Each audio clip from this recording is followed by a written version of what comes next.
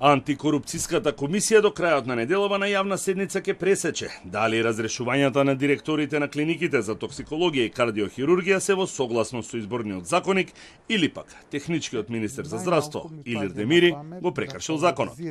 Според изворите на Телма, седницата ќе се одржи во петок.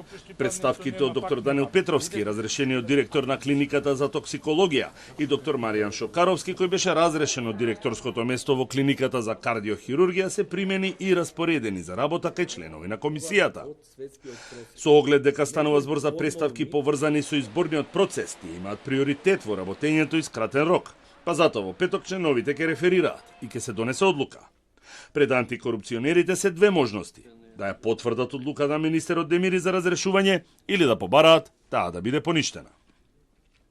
Разрешените директори поднесоа представки до антикорупцијска бидејќи се наставот дека техничкиот министер Демири не смее да ги разреши со оглед на фактот дека нова влада не е формирана и со самото тоа не е завршен изборниот процес како што се бара во изборниот законник. Министерството за здравство пак соопшти дека изборниот законник не е прекршен.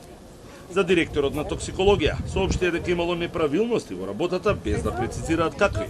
Додека за Шокаровски, министерот Демири соопшти дека причината за разрешување се нарушените меѓучовечки односи и зголемената смртност кај пациенти на клиниката. Информација која потоа тимот на Шокаровски ја демантираше, објавувајќи анализата на податоците со кои тие располагаат.